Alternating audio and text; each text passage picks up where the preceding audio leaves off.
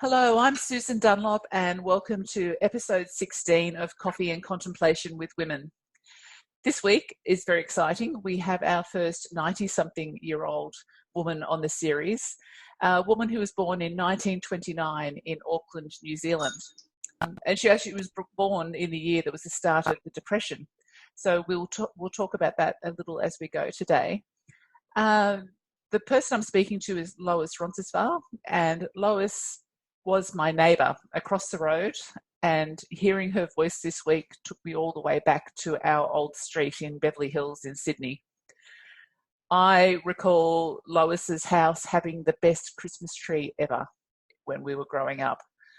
We had a Christmas tree in our house which was probably very child safe and very plastic, and we'd go over to Lois's just to have a look at her beautiful tree with her glass ornaments.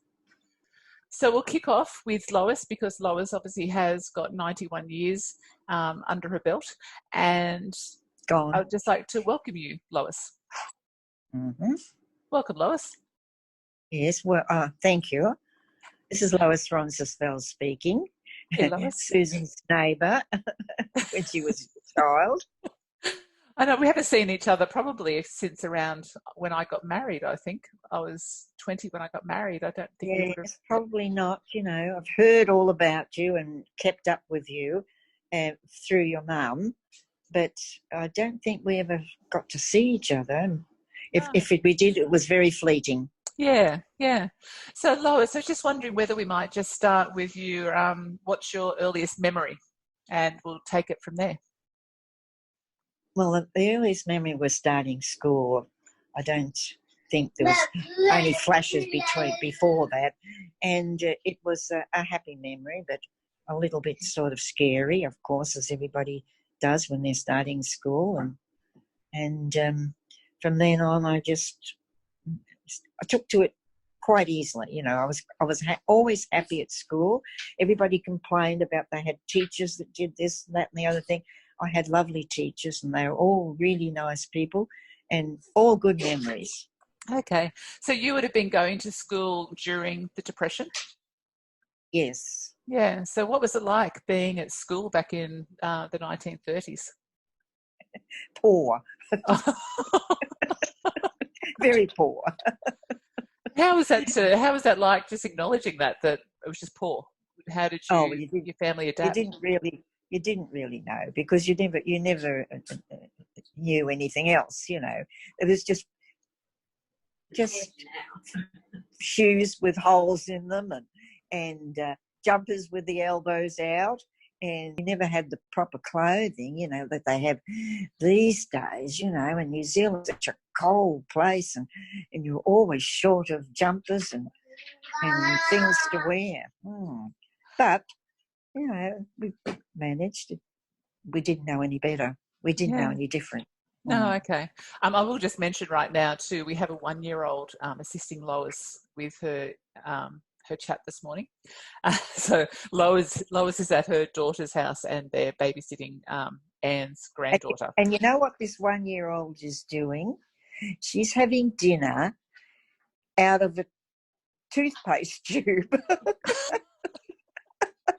You buy them in the Woolies, you know, and they have all the veggies, and they put them in a tube, so you can just suck them out of a tube without having to make all the mess that they usually do. Have you seen them? Yeah. So I was thinking it must have been about mess, why they actually thought that was a good idea to introduce that. Yes. Yeah. So we sit her up in the high chair, and she knows how to take the top off. It's just like a little top off toothpaste. Yeah. And she just puts it up to her mouth and squeezes the tube, and she gets her dinner. Oh gosh. How many grandchildren and Well, I don't know. Grandchildren, it was about 9, I think. You know. Grandchildren and great-grandchildren? And great-grandchildren, there's about 11 now. Yeah. And then there's 11 grandchildren and 9 13 grandchildren. 13 great-grandchildren. And she's spilling the milk, Anne. Oh, dear. Oh, yes. So you're actively involved with helping out with the the little Yes, ones? yes. I'd be looking after it with a helping hand, you know. Yeah. Mm. And so And what else? You're living in Sydney in Kirribilli now? I'm living at Neutral Bay, Neutral Bay. Okay. and and the baby's mother lives at Waverton, and Anne lives at Kirribilli. Oh, okay. But we're all within 5 minutes of each other. Oh, that's Yeah. great. That's great. So you, before when I knew you in Beverly Hills, you then moved across to Dolls Point shop. We Okay. moved to Dolls Point because the shop was just up the road in Ramsgate. Okay. And how long did you own the shop for? Pardon? How long did you Oh, own the shop for? well, we had a 5-year lease, and the reason we gave it up was because Paul Keating had said with the recession we had to have, and everybody just stopped spending. Oh, okay. and so we gave up, and somebody bought the shop from us who was very brave, and I think it lasted another few years, but we had another big depression there, you know, when Paul Keating said, this is the depression we have to have. Yeah, yeah. So That was back in the 80s. in the 80s, that's right. I think that's when I started in the workforce, was the year that happened. So what Yeah. led you to working in a dress shop? Have you got No, experience we in? didn't work there, we owned it. I know. Yeah, sorry. Yeah, so owning a dress shop. What led you to doing that? Because we love fashion. Yep. Who's we? Is that Anne and I did it Anne? together. Yeah. Okay. And what had you done before you owned the dress shop? Had you worked in any other type of career before that? Oh, I was working for my son who had a light shop, Oh, and I yes. used to work 3 days for him. Okay. And That before was you, fun. was it? Yeah. Okay. That was good. He sold lights, lamps, mirrors, small pieces of furniture, and it was sort of a decorator shop for Okay. people who not big furnishings but small furnishings. Yeah. So you've always surrounded yourself with bright, shiny, colourful objects. Yes, I love doing it because I'm a really frustrated decorator too. I love and things like that, yes. And Anne's the same, you know, we both have our places absolutely beautiful with lovely pictures and lamps and ornaments. And Oh, good. Well, that's nice. It's nice to surround yourself with beauty, you know. yeah, we surround ourselves with nice things. Okay. Now, when I was talking earlier with Anne, she was mentioning that you were quite adventurous when you were a teenager. Would you like to tell us a little bit about that? Oh, well, we just had to leave home because there was too many children, and my sister and I, we went out and we worked in hotels, and you could live in hotels because we couldn't afford to work anywhere else where we couldn't. So we travelled all around New Zealand working in hotels, and because you could live in and you got your food, you got your meals, and we were waitressing and housemaiding. We So is did it that sort of like for, backpacking in a way? yes, yes, Okay. but backpackers, they hadn't invented backpackers. We were just like in those days, you know, they hadn't invented the backpack. So we just used to work in one town, you know, we went to Wellington and worked there for about 3 months, and there was a hotel. Hotels were usually near the station because everybody travelled by train in those days. Trains Okay. were really, really big. Yep. And when you got off the train, if you just walked across the street in any city, you would find a big hotel, and it would usually be called the Railway Hotel. Oh, yeah, that's true. Yes, I've seen lots of those in my time. Yeah, and they always needed staff. And we were good. We were well dressed and presentable, Okay. and we got employment anywhere we went. We never had any trouble. Okay. And you did that in New Zealand? Yes, that was all through New Zealand. Okay. And it started on a world trip? Yes, but we didn't get any further than Australia because No. we'd done New Zealand. We'd done it all in New Zealand and had a lovely time there. Well, it was it was okay, you know. But then we wanted to go further afield, and because the war had just finished and everybody was going to England because we'd read so much about England during the war, we had to see it for ourselves. But we didn't get any further in Australia because that's when I met my husband, and then I moved to Beverly Hills. Okay, so you were doing that. So the world trip was in 1948. That was the plan, and you were. That was the plan, yes. How did you 47. travel to Australia back in 1948? Was it A boat on the ship, on a ship? Yep. a converted troop ship. Ah, okay. So was it luxurious in any way, or just a transporter? No, there was 20 people in one big room, just like a troop ship. Oh, wow. There was no cabins or anything. Oh, okay. And so you came to Australia and married Arthur. Yes. And you've got 4 children, and yes, and you've got the grandchildren, the great-grandchildren. mm-hmm. What can you tell me about with Arthur? I recall Arthur passed away quite a long time ago. Yes. What happened with him? Oh, he had a heart attack, and he was a bit too young. I mean, if he was living now, they would have fixed it, put stents and everything in now. But because it was so long ago that they didn't have stents and they didn't have all the cures that they've got now for people with bad hearts. Yeah, well. And had he been healthy most of his life? No, he'd had an earlier heart attack too, but before that he'd been good, yes. Okay. And what was sort of some of the highlights of life with Arthur? Well, it was just like everybody, you know, you're just raising children. Yeah. And there wasn't very many highlights, no.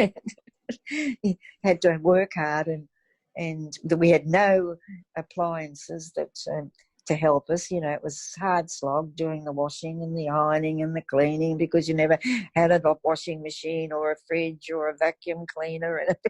It was hard slog. I remember actually Mum saying to me, and you were this lovely lady who would actually lend her a pound of mince so she could put food on the table. Yes, well, we used to do that. Yeah. And you could make a full meal out of them, and it was 25 cents. And you always had an onion and perhaps a carrot in the garden, and potatoes. You'd always have an onion and potatoes. And if you just got a pound of mince, which was 25 cents, you could make a meal. In fact, you made 2 or 3 meals out of it. It'd be cottage pie, hamburgers, and maybe something else, pasta or something, you know. Yeah. with a little bit of mince. I remember there was was it the guy who would come through with the milk on on a cart or something? Yes, the milkman, yes. Horse and cart. Yes. A horse and cart. A billy. You put a billy. Oh, that's right. A billy can. Yeah. So what was it like in that respect, as far as, you know, women in a street? Did you all come out and know that other people were going through anything, or what was it like? Were you in your own house a lot all day? We were very neighbourly minded, yes. We all sort of kept our eye on each other and made sure that everybody was okay, you know, but we weren't nosy neighbours. We were just concerned neighbours. Okay.